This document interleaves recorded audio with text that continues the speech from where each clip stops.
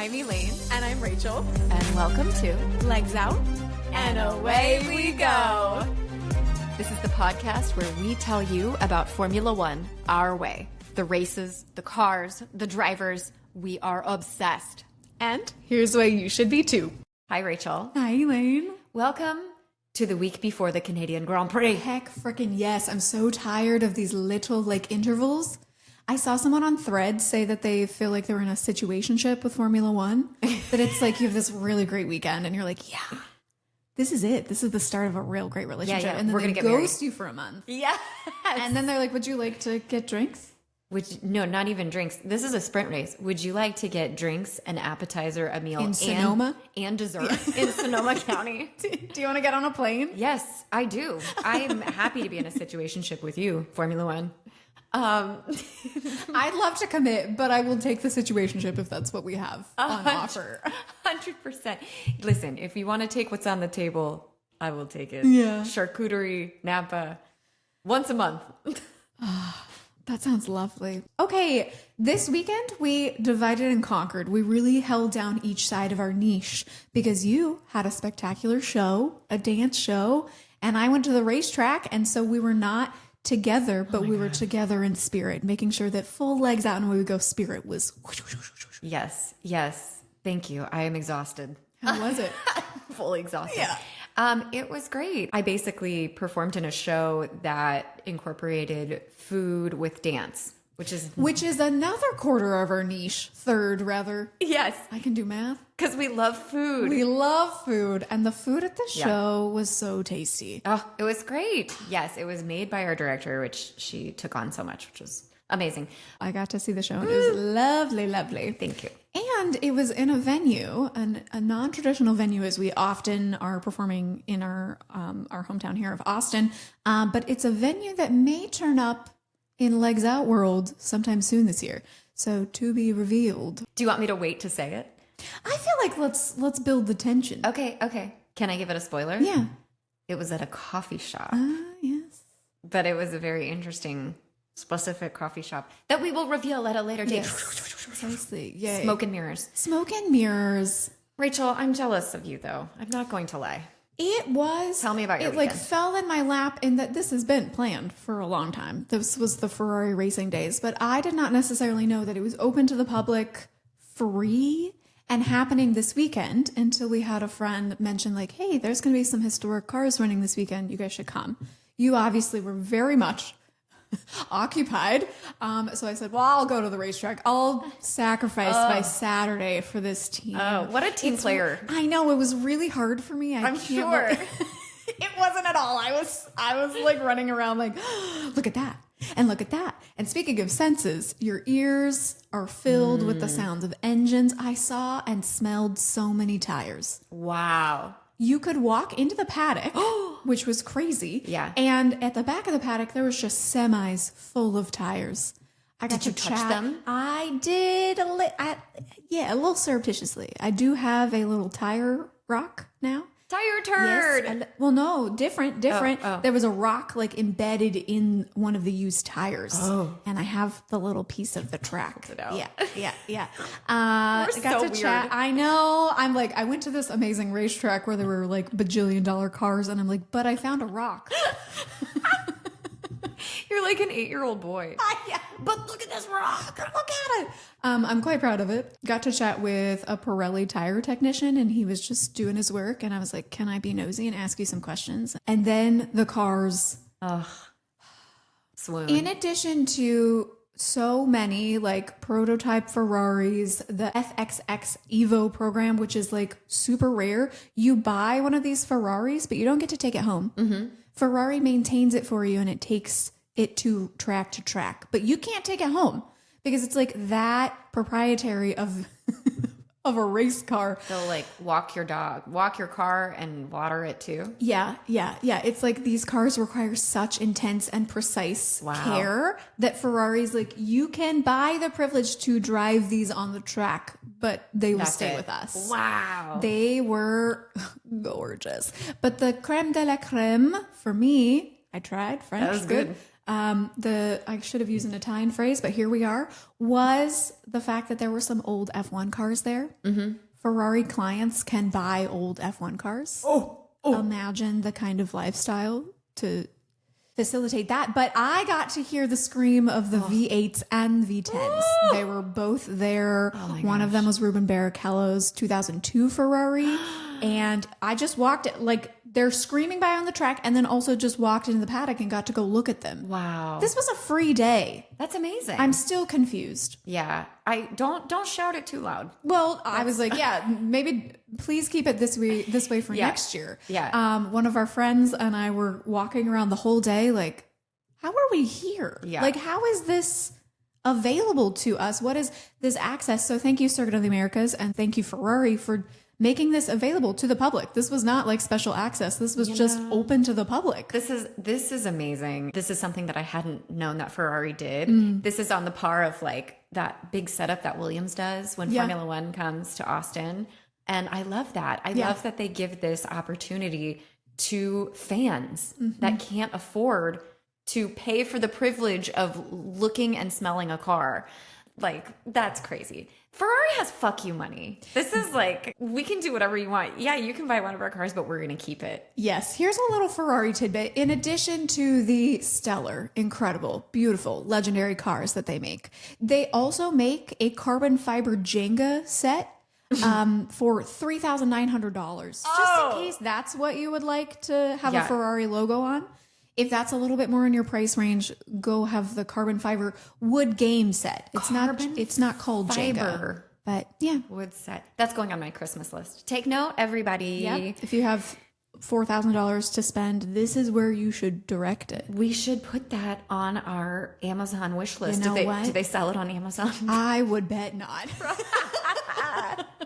Okay, well, we'll let you know what our Christmas list is soon. So all of you sponsors out there can just pop on over and get us a carbon fiber wood set. Jenga for rich people.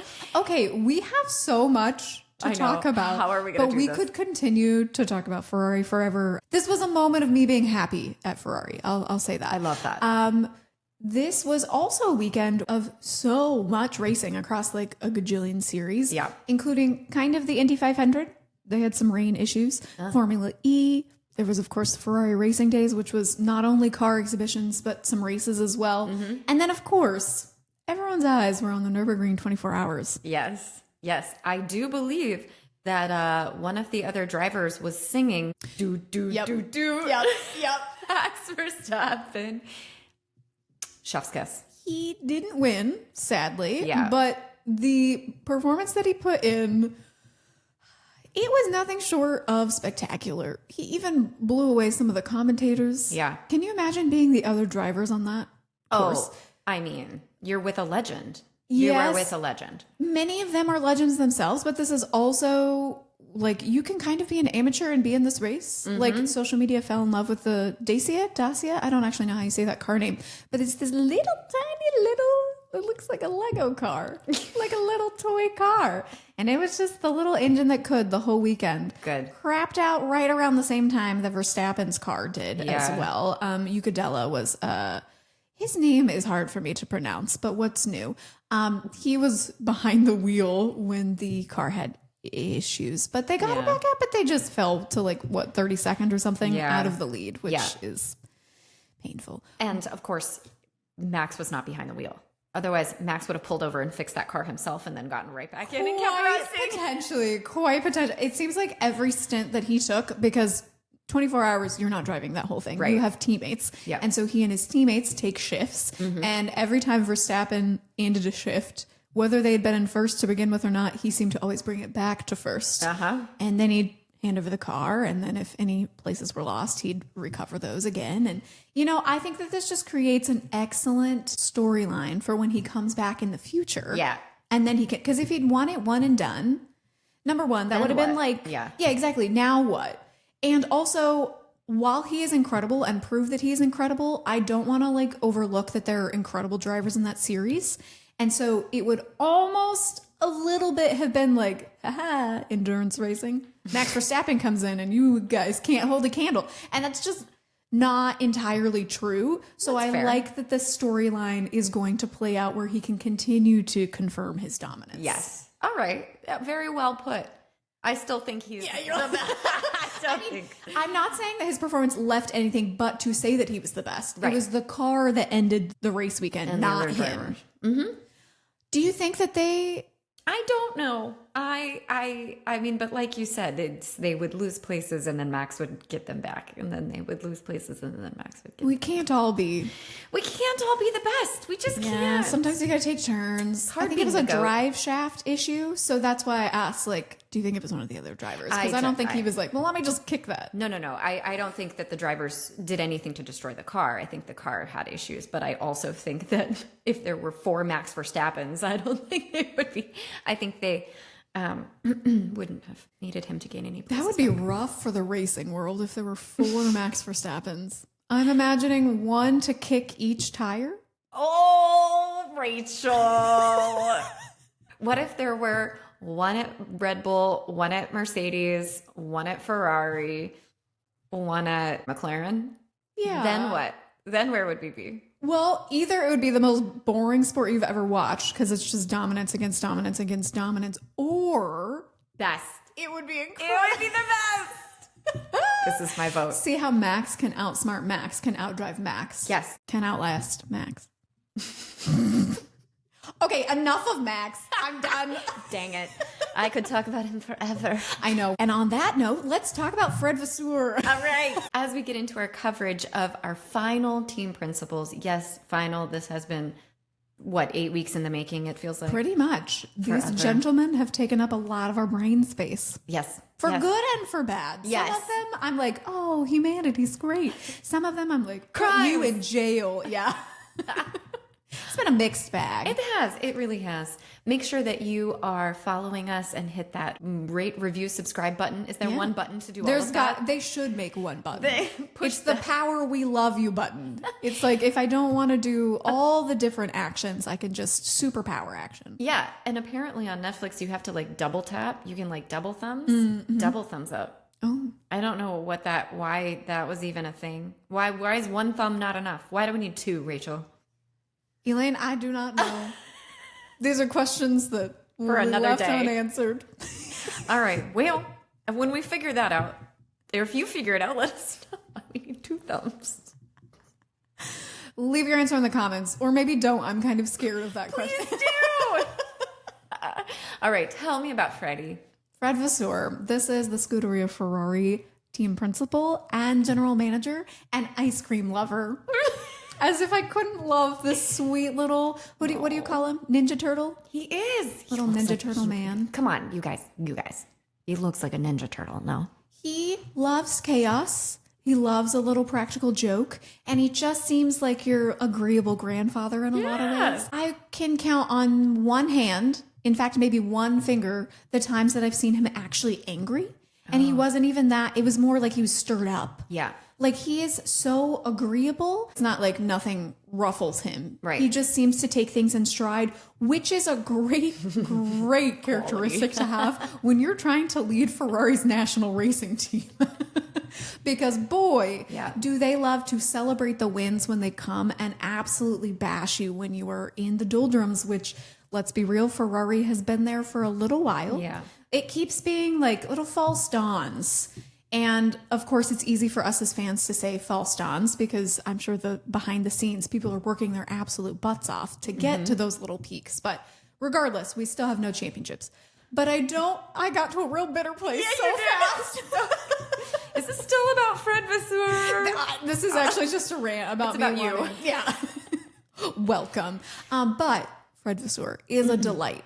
And I think that any little peaks that we've had in the last couple of years are to his credit because he's a great leader in my opinion. Good. Let's start with his young life. Oh. He is one of the team principals that falls into used to race and is an engineer bucket. So he's a Wow. double whammy there. Okay. He didn't kart for super long, but started as a kid and then had a crash when he was a teenager. And his mom was like, let's stick to the classroom, actually. yeah. And so he did and went on to go to a French place that Elaine is going to say for us, at which he got an aeronautical engineering degree at. Estaca is the acronym. Oh, yes. I was like, oh, I could have said that. But Which I believe I've said before when I was talking about one of the other team principals. You have. Yeah. I don't actually remember who it is, but we'll pop it up on the screen. Shoot. Yes. That little tidbit has come in and out of our brains. It is the École supérieure des techniques aéronautiques et des constructions automobiles. Beautiful.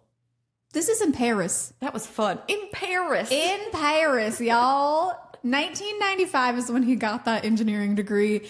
And that's actually not the beginning of his racing career. Because while he was studying, as a joke, he started a racing team. What a fun thing. I feel like most college boys are like, let's get a keg. Yeah. And Fred Vasseur was like, let's get a racing car. Let's build an engine. Holy shit. And he actually was good enough that he got the attention of Renault. Whoa! Yes. And so he, because of that attention, set up his first company called RPM to make Formula 3 engines for Renault. Oh my God. The talent. Overachiever. Yeah. That's very cool. Smart man. Let's keep going to next successes. In the junior formulas, that's like where he built a lot of the base and the foundation of his career. Yeah. Before he came to Formula One. He joined an F3 racing team, but then outgrew its owner and was like, I'm just going to buy the company. So he renames it ASM F3, and that's where he gets his first French Formula 3 title with that team. That's in 1998. Okay. He's leading that team. Interesting. Success with that team brought expansion into the Euro Formula 3. Because remember, when we get a little lower on the junior formulas, it's not like international series. It's more regional. Yep. So he started in France, where he's from, and then expands to the Euro Formula 3 and brings in some just very cool, chill, casual drivers like Lewis Hamilton. And Roman Grosjean. I should have maybe led with Grosjean. And then we get Lewis Hamilton. Yeah. This is the beginning of the relationship that has come full circle with Lewis Hamilton joining Ferrari. Wow. Okay. Yeah. This makes so much more sense. Yes. Yeah. They have been working together for a long time, whether on the same team or like, hey, across the paddock. Wow. Yes. Let's jump to 2005, where he sets up another racing team, ART Grand Prix. I'm going to assume ART Grand Prix. There are some acronyms that you say it out. Yeah. It could be ART, could be ART. I think it's ART. Okay. Anyway, this will be a name you remember, Jean Todt. Oh. But actually not Jean Todt. Oh. Sorry, his son. I really let us in there, didn't I? Nicholas Todt. Nicholas Todt, yes. So they were competing in the Formula 2 predecessor, GP2. Okay. Which is basically the same series. It was just running under a different name. Mm-hmm. They were pretty good. They went ahead and won the title in the first year with Nico Rosberg. Oh. And then the following year, 2006, with Lewis Hamilton. And then they took a little break. And then they won the title in 2009 with Nico Hülkenberg. Wow. Successes. They're doing great. He's just racking up names. Yeah. I have to say, all of the feeders that go into the formula categories are very confusing for me.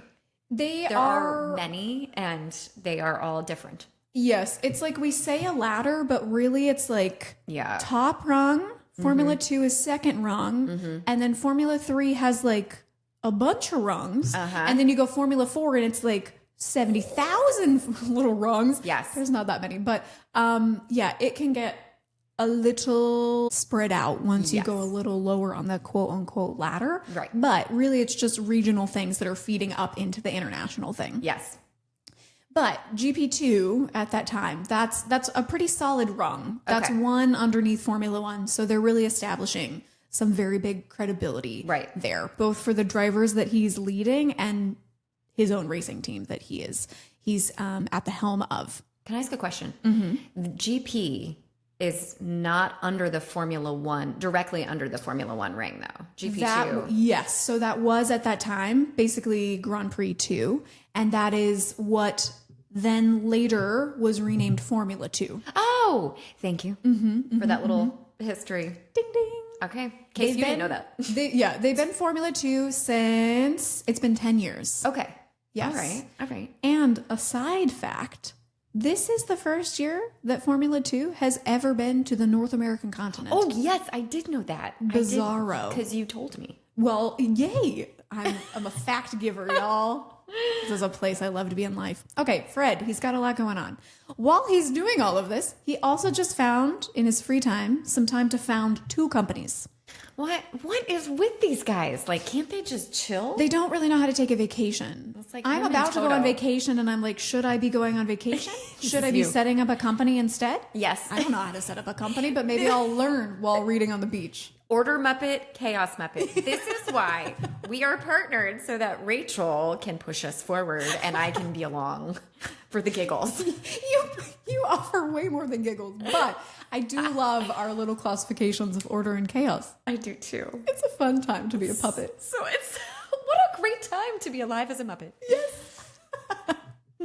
Okay, so the example that I may follow to found some companies here, we'll see, is Fred founded AO Tech in 2010, which is a driving simulators and CFD design company. Wow. CFD, if you recall, is computational fluid dynamics. That is a huge factor in how F1 and other racing cars are designed these days. And then also Spark Racing Technology in 2012. They design and manufacture hybrid and electric systems, and they have the license to make the chassis for Formula E. Oh, yeah. That sounds very serious. It's very serious, and it's also like, cool, so you're a team principal in Formula One, but that's not all. Yeah. You're also having your hands principally in Formula E. So you just... I like that you laughed at your own joke. That was the best part. If you can't find joy in your own silliness, what are you doing in life? That's true. That is a great point. But still dumb. Okay. Great. He moves up to Formula One, 2016. Okay. We've come back to that Renault partnership. He starts as the racing director for Renault at the start of the season and is ostensibly the team principal. Okay. And then in July, they're like, hey, would you like the title to go with all the work that you're doing? Yeah. So they hand him the TP title. If you recall, this is in like the Cyril era. Yes. It sounds like while Cyril wasn't a very endearing human, things were not going well at that team. Yeah. At all, because in January 2017, this is like 11 months after he was hired, he says goodbye because he cites too much different vision. Interesting. No one could get on the same page. And if you have too many cooks in the kitchen, you're not going to get a very good dish. Correct. So he left. Good for him. Well, I'm sad because I feel like that led to the crumbling of Cyril. And I really like that guy. He just seems like a sweet human. Yeah. But regardless, Fred Vasseur had bigger and better things to get onto. Yeah. Next being Sauber, which is where he's going to establish some more important relationships. Okay. So he's the team principal as well as the managing director and CEO of the Sauber Group. This was announced in July 2017, if you're keeping track on the timeline. Yeah. This at first wasn't going in like an upward direction. It wasn't going poorly. But then, dun, dun, dun, Charles Leclerc comes in. Oh, there he is. The golden boy. The golden boy. And he really makes some big moves for this still backmarker team. It's not like they shoot up from the back of the field to podiums necessarily, but I think, let's see, I should have written down the stat. I think Charles scored 39 points of the 48 that team scored that year. Okay. So very, very, he's making moves, and they finished behind Haas. So this was a time where Haas started pretty strong and then kind of, still were Haas. Anyway, Charles Leclerc, he gets poached by Ferrari, and Fred is still there at Sauber for a little while. And then Maranello is like, hey, let's go get your buddy. Maranello being the headquarters of Ferrari. Yes. And this is to replace Mattia Binotto, who you will hear about in just a second. Interesting little men revolving around the Italian towns. Yeah.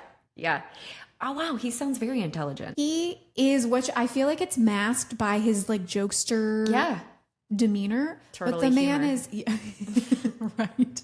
But he is enterprising. The business acumen, the people acumen, his ability to manage these teams that were not necessarily at the front of the field, but he was able to bring success in that rung of what the company is able to accomplish. Yeah. Is clearly catching the attention of should be front of the field Ferrari. So he begins in January 2023. Okay. Many things to his credit. including managing Charles and Carlos through a couple years that were both some wins and some turmoil. But I think that he can be pointed at as someone who manages team dynamics very well. Yeah. I really will always praise Ferrari for letting their teammates actually race. Yes. And in a championship era last year where we were frustrated that the McLarens weren't really fighting each other, and now we once again have George and Kimi being like, we'll just stay on our sides of the room. Yeah. I think it's just so much more fun when Ferraris are like, okay, go. Yep. Don't break the car. And Fred was so good at managing that relationship. Yep. Remind me of that when I talk about Okay, Mattia. put a little pin there, a little bright red prancing pony pin. Okay.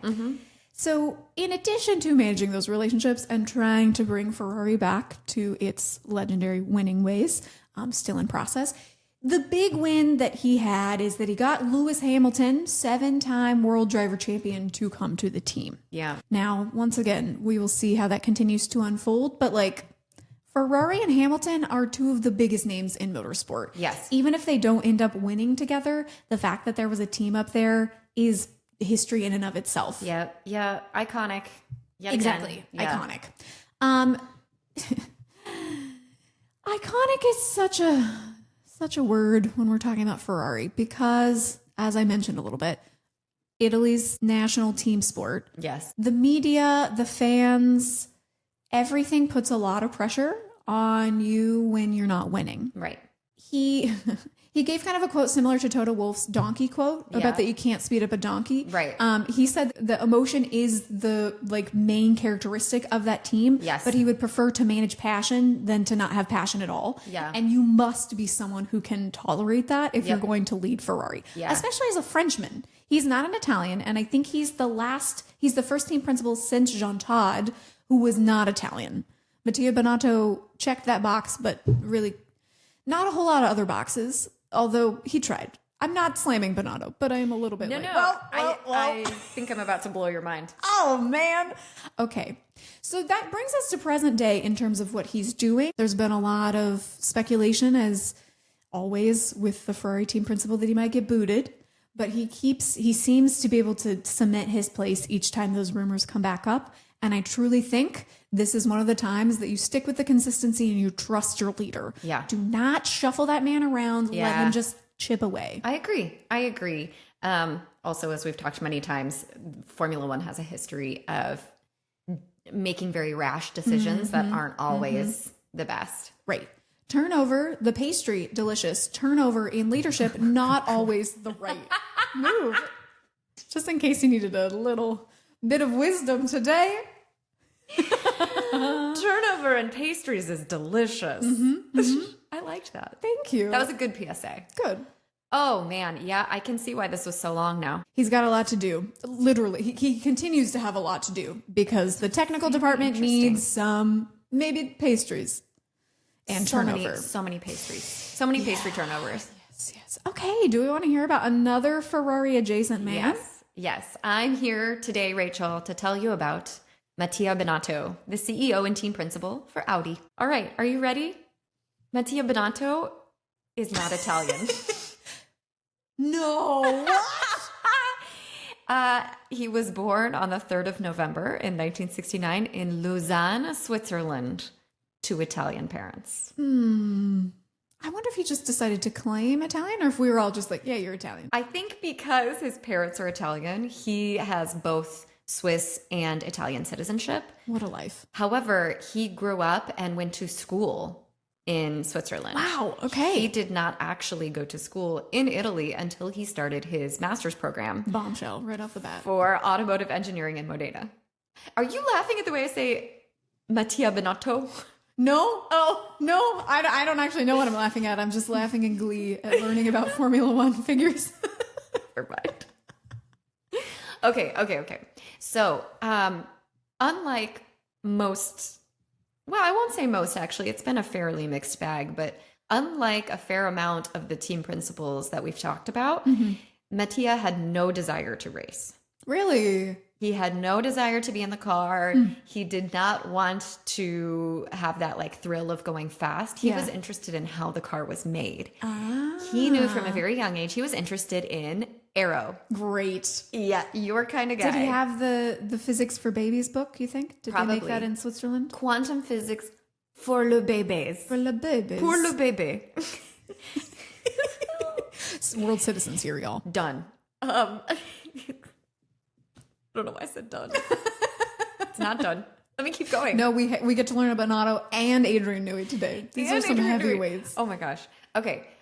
So even though he had no desire to be in the car, he grew up watching Formula One and a very famous Ferrari driver, Gilles Villeneuve. He is also not Italian. No, Canadian, right? Yes, he's from Canada. Now, this is a little bit of a fun fact that I went down a full rabbit hole. Ooh, okay. So Gilles Villeneuve, if you don't know, had a horrible crash. He died in qualifying for the Belgium Grand Prix in 1982. Years. Very, very bad. But he has a son who also was racing at the same time that Mattia was in Formula One, working for Ferrari. Interesting. Okay. So Gilles Villeneuve's son, Jacques Villeneuve, raced with Williams, and he was racing with Ferrari's star key driver, Michael Schumacher. Yes. This man is also blonde, but like highlighter blonde. Yes. Like look up some photos of this man. Yes. It looks like he got some peroxide. Yes.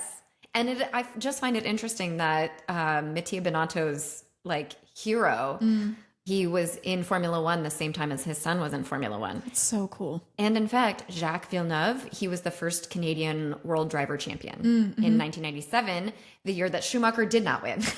Thanks for rubbing that in. Just had to throw that out there. Beep, boop. So, while Binotto was getting his master's in automotive engineering in Modena, he was writing letters to Sauber. Oh, interesting. Okay. Where does he go, though, right out of school? Ferrari. What a like second string thought. Like, oh, I'd really prefer Sauber, but I guess I'll just land among the stars at Ferrari. It sounds like he didn't even, I know, he didn't even think of it. And in fact, he gave an interview saying that before he went to the master's program, he was contacted by Ferrari when he got out of basically college in Switzerland that he went for automotive engineering as well. And they said, we need a valve. Can you draw us a valve? And he didn't know how to draw them a valve. So he went to the master's program. And after the master's program, they were like, now can you draw us a valve? And he was like, yes. Yes, I can. Love that story. Oh. So what does he do? He joins right out of school in 1995. He joined the test team as, you ready for this? An engine engineer. Oh, very classy. Engine engineer. Say that 17 times fast. Engine engineer. And when does Schumacher join Ferrari? For the start of the 1996 season. They both start their inaugural seasons together. Can you imagine being together like that? Bucket list material right there. Chills as usual. So there's a lot of stuff that goes on in between here. He has several interviews that I listen to on Spotify that are fascinating. If you are interested in him, I highly recommend going to listen to those. Cool. We'll link them. But yes, please. It's, again, fascinating to me how much Mattia does not want to be involved in driving the cars at all. Like he just has no interest in going fast. He is interested in how the car runs, building an engine, and how the people are personality-wise. So he's the interviewer keeps asking him like, oh, have you ever driven the car? Don't you want to be in the car? Did you race the sim? And he's like, no, absolutely not. Don't even want to go near it. And he said one time Schumacher, he was in a two-seater and Schumacher drove him around. And he said he was sick the entire next day. Yeah, I can imagine that if you are not an adrenaline seeker and you're like, I love to live my life comfortably. Yes. And you go from comfort and stillness and slowness and in controlness to in a car with Schumacher. Yes. I can imagine that would like rankle you a little bit. Yeah. Be a little upset. He said he was angry and he was sick. He was angry with himself for getting in the car and just sick the entire next day. Oh, I both feel sorry for him and I also don't at all. Yeah, right? Don't feel sorry for you. Sorry, Binotto. Not your fault, but not sorry. Yeah. So I'm just going to go through I'm going to go through like a condensed timeline. He basically stays at Ferrari for the next 27 years of his career. Yeah. 2007, he's promoted to race engine chief engineer. Guys, I know that we keep laughing at these titles, but what is happening? No idea. Absolutely none. 2013, head of the engine department. Okay. I'll buy that title. Yes. And I get the feeling this is his sweet spot. Like, this is where he really wants to be. In 2016, they pump him up to chief technical officer. Does that require a valve? CTO. Probably. That was so dumb. HOTTOGO. 2019. He's promoted to team principal following the departure of Maurizio Arrivabene, whose tenure was short enough that I don't remember. Yeah, I don't think a bunch of people remember him. This was like a bloop. Once again, probably a very accomplished man. It's just turnovers. Yes. So, in this time, he gives an interview about the pressures of working at Ferrari and the pressures of dealing with such a legacy, being there for so long. And I mean, he doesn't sugarcoat it. He basically talks in the interview about the same thing that you spoke of with Fred Vasseur, which is that there is so much passion behind the team that it's hard to rein in all of the passion to push. I think he has a very logical engineer framed mind. Yeah. And to marry those two things, I think was challenging for him. To put that bluntly, I just don't think that he had that fully fleshed out. He strikes me as someone who's like, you're having emotions, but the logic says don't. Yes. And we need people like that. Yes. As someone who is very emotional, I sometimes wish I could see things in a more like, these are the steps. But I think that if you just remove emotion, A, it's Ferrari, you're not going to. Yeah. But B, you lose a lot of the, passion that can lead to incredible results. But sometimes they get in the way of the results too. Yes. It's like a catch-22. You got to have both though. This also leads to the very famous picture of Mattia that I have talked about often because I fucking love this picture where Mattia has his finger in Charles Leclerc's face because Charles is pissed. Yeah. He's pissed at his race engineer. He's pissed at the strategy. And Mattia comes like his grand old dad and was like, don't you dare go in there guns a-blazing. So we all know the writing was on the wall. In 2022, he announces his resignation. Yeah. In this year after 2023, he casually becomes a consultant for TEXA, which is Technology Electronice Ex Automobile. Here's what I can't pronounce. Is Italian. I actually, Electronice Tecnologia. Nope, there's not an A. Technology Electronic X Automotive. Good. That was terrible. Anyway, he becomes a consultant for basically like a very important high-ranking automotive company. Okay. And he also starts a vineyard. Oh, and this leads to one of the best scenes in all of Drive to Survive. Which is he and Gunther taking a trip in the world's tiniest car to go drink wine. I also forgot to mention that, I guess it's one of my fun facts, but when he was at Ferrari, they kept saying, drive the car. Don't you want to get in one of the cars? And finally he agreed. And he said he wanted to drive one of their very old cars. Oh, and that is right up your alley. And he drove it home. And on the way home, he crashed the car. No. Yes. And he had to call them and say, well, I have a little problem. He just doesn't like to drive. He does not. He's like, I don't like it. I've never driven a Ferrari until that one time. And then I crashed it and I will never drive it again. Sir. Yep. I both respect him for being like, no, these are my preferences and I'm not going to get pushed around. And the one time I did get pushed around, I was like, well, I'll push you back. I'll just. He wants to make valves. He wants to make valves. Let the man make the valves. Yes. Seriously. All right. I wonder if he's friends with vowels. We want to say vowels so bad. Yeah, right. Okay, anyway, back to this accomplished gentleman. 2024, Formula One was not done with him. No. He becomes the chief operating officer and chief technical officer of Sauber. Right. as part of their transition to Audi.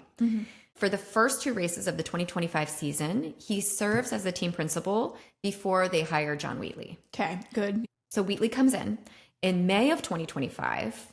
So towards the beginning of the season, they appoint him head of the Audi F1 project. This is Binotto or Wheatley? Binotto. Binotto, in great. addition to him being the COO and CTO. Good. Just collecting titles. Got it. Yes, agreed. And this basically means he's like overseeing the expansion and development of the technical facilities that help make Audi Audi. I mean, this is like ground zero for Audi. The way that he talks about it is that like, this is Audi's first year.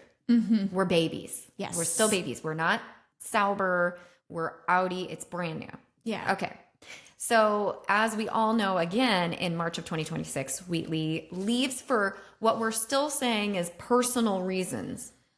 I don't know what this means. I don't know what to do with it. I don't like it. I don't want to do air quotes anymore. Yes. And this is going to lead into who I just cherry picked for the Aston Martin leader right now, because we're still in the kind of morass of, we all expect Jonathan Wheatley to go there as team principal, but still nothing has been announced. But right now he's gardening.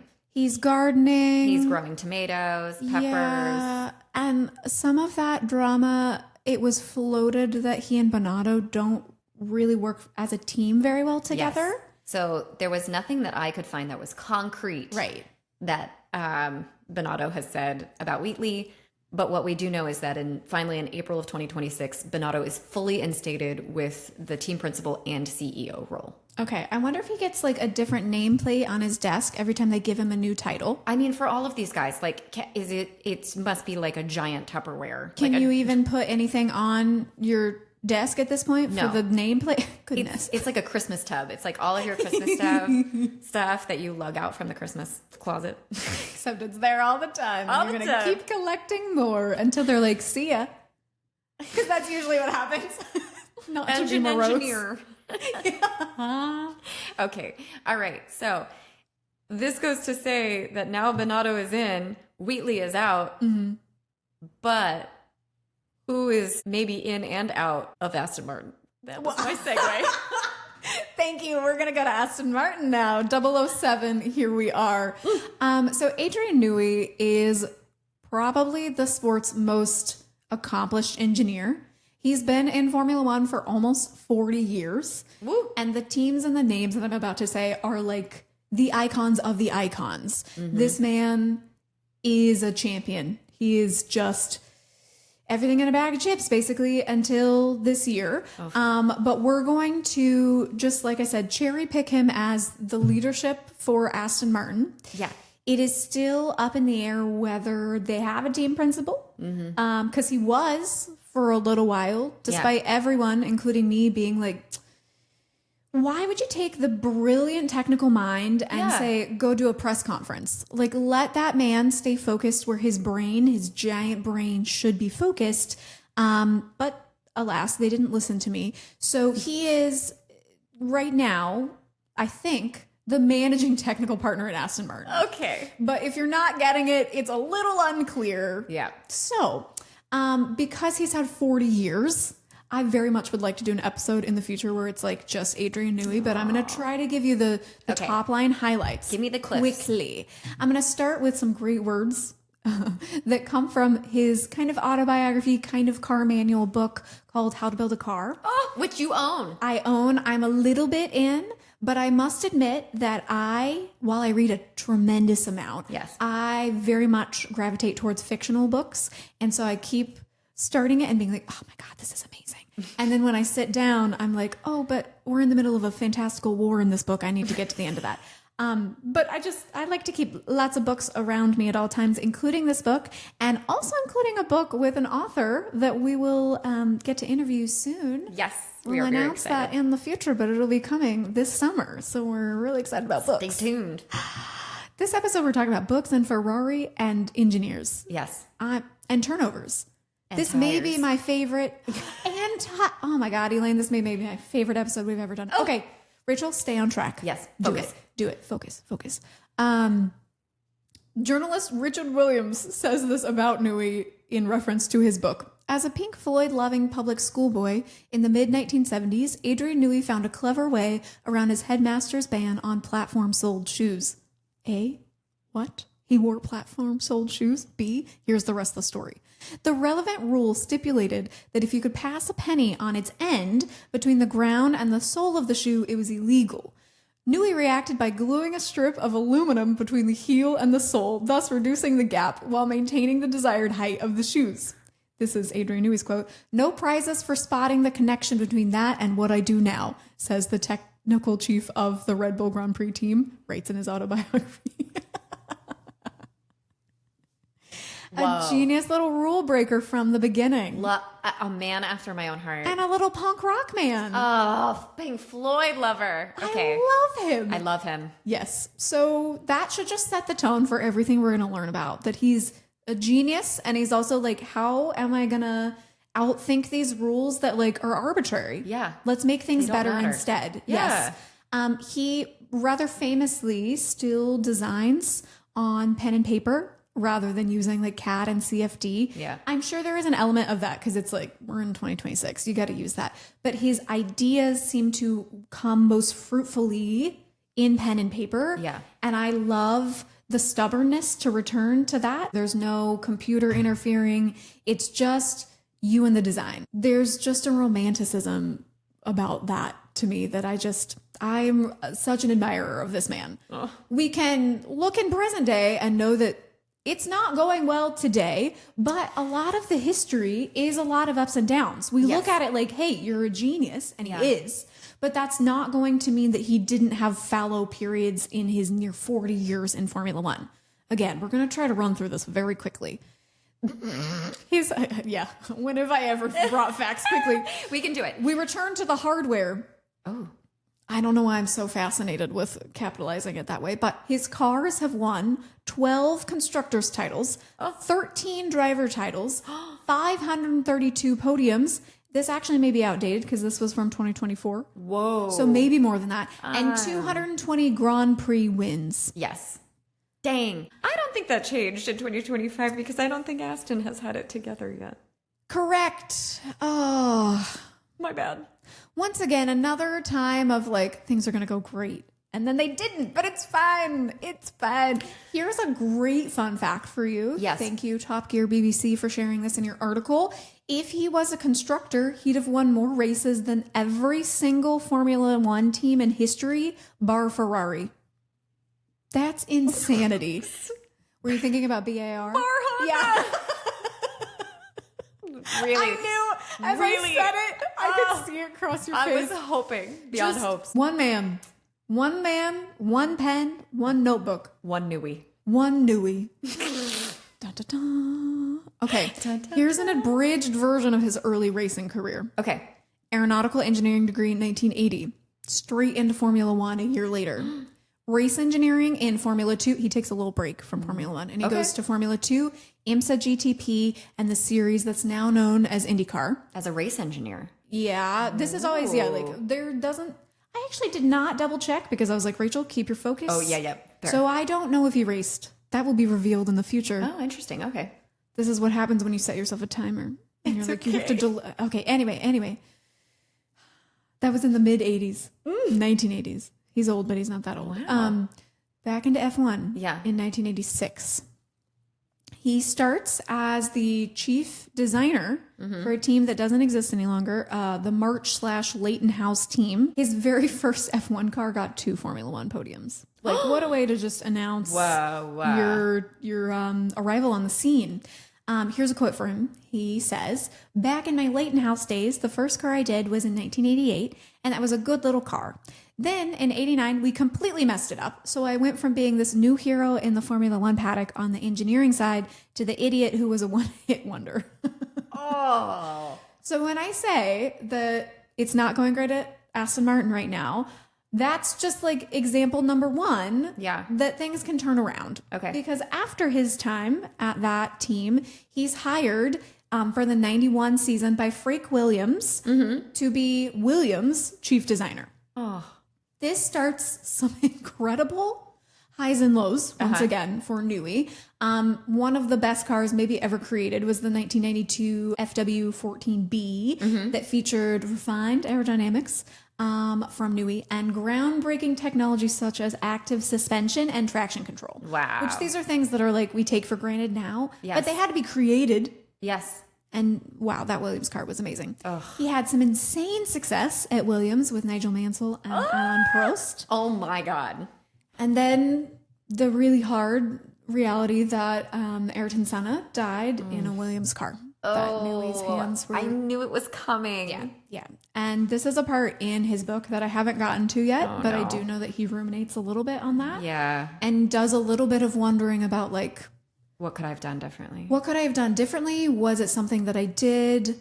And ultimately just has to go forth with the knowledge that it's like, it happened and it isn't directly his fault. Right. And that race cars are very dangerous things to drive. And yeah, I don't know what the conclusion to that is, but I do know that that's going to still be something that you bring into your life all the time. Yep. Once again, that's a theme that is a less fun theme to dwell on as we bring these storied people, is that some of those stories are hard stories. And not fun stories. It's reality though. That's the reality. Yeah. Right.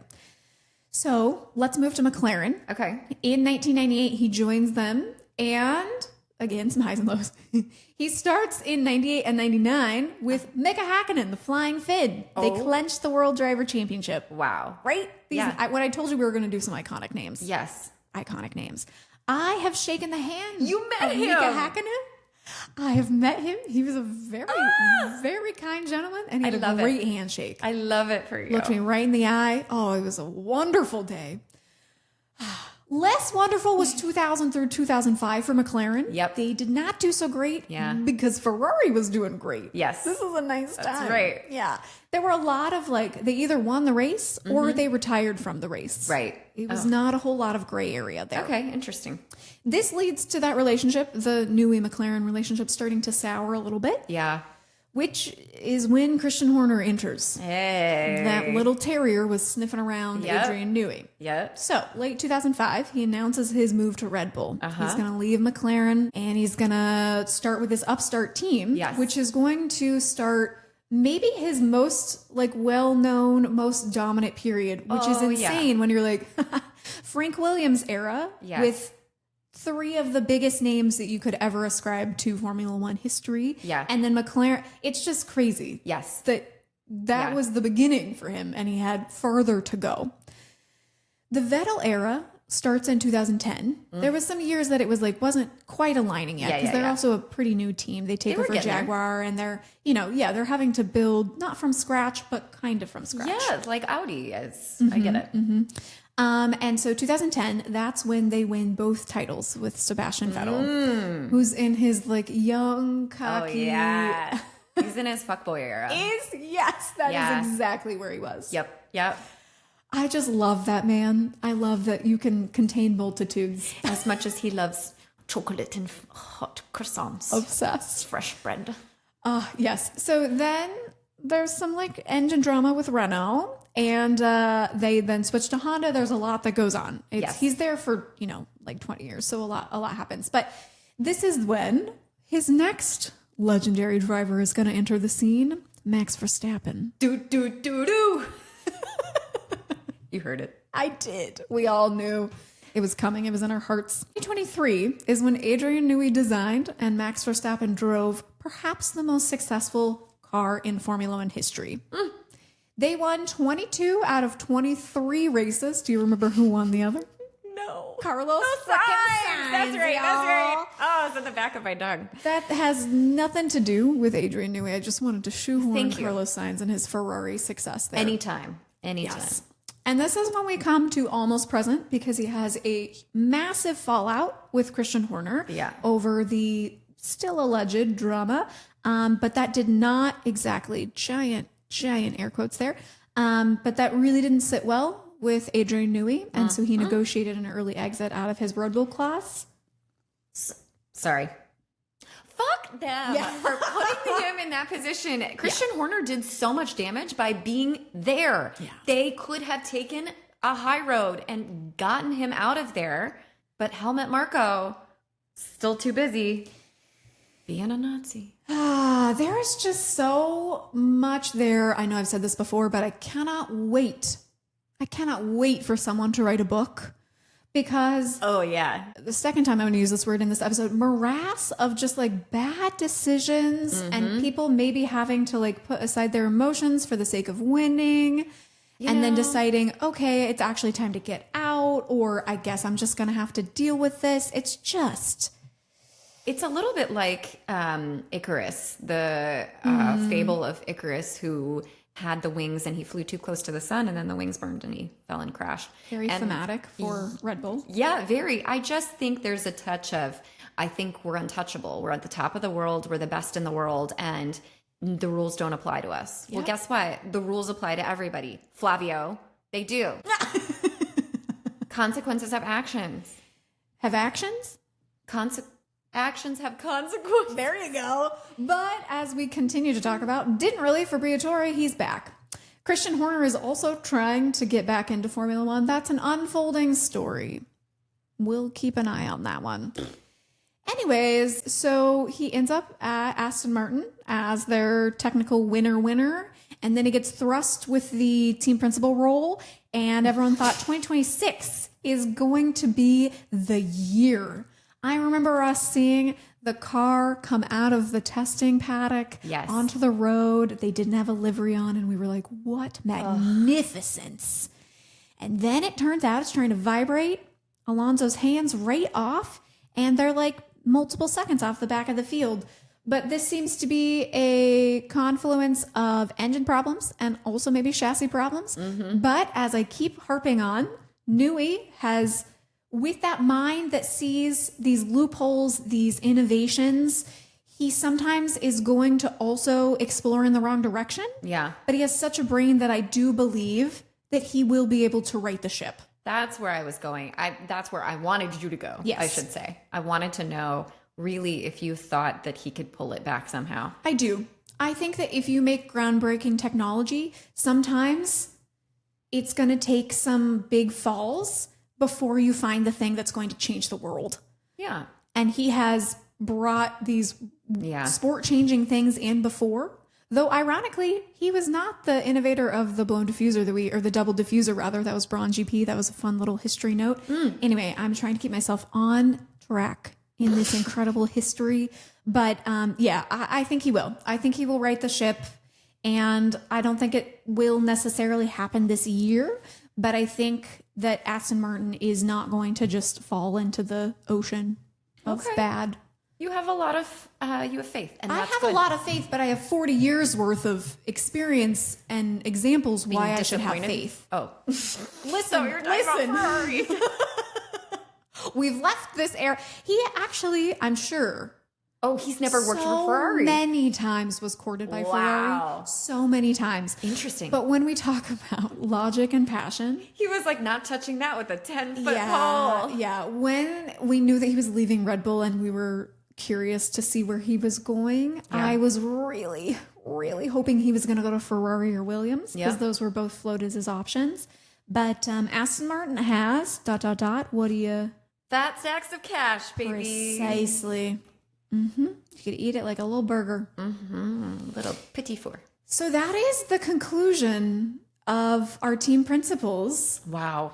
That was a really fun series. I'm going to keep dwelling on like what it takes to be a successful leader in Formula One. The crimes, the cute little typewriter art, the incredible engineering degrees.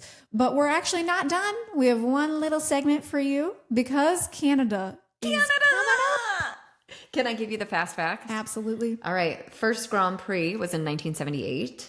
The circuit length, 4.361 kilometers, 70 laps. So it's a relatively short track. The distance total, they're all around 305 kilometers, honestly. Number of turns, 14. So not the highest number of turns, but a fair amount. But the track is mostly made up of chicanes. It's like, because it's a short lap, not very many turns, but it's mostly turns. Exactly. So technically, you'll like this. The circuit is called Montreal Circuit Gilles Villeneuve. Right. So it's named after Gilles Villeneuve. It's known for its high-speed straights and tricky chicanes, including the notorious Wall of Champions, which we have seen several reach their demise at the final corner. Its fast layout demands precision and skill. Thankfully, not demise. No, sorry. I meant that. Just car demise. Car demise. Yes. No one has lost their life at the Wall of I Champions. think. But I think the people that we've reviewed recently, the champions who, I don't think anyone's died from that specific collision. We will I don't like that we need to qualify that. But once again, motorsport is pretty dangerous. It's real. Yeah. It's real. It demands precision and skill and delivers thrilling races in a scenic island setting. Thank you, Formula Fanatics, for that excellent little teaser on the circuit we're about to have. And it's a sprint. It's a sprint. Formula 2 is racing there for the first time. And Formula Academy. Yeah. Nope, F1 Academy. I'm so used to saying Formula. F1 Academy will also be there. So if you've been missing racing, Yes. you will have a frickin' buffet. Good. Just watch the entire weekend. That's what we need. Yes. Thank you for listening. As always, make sure to follow us on socials if you haven't already. And follow us here. Give us a like, a rate, review, subscribe. Indeed. All right. So with that, it's legs out. And away we go. We'll see you next time.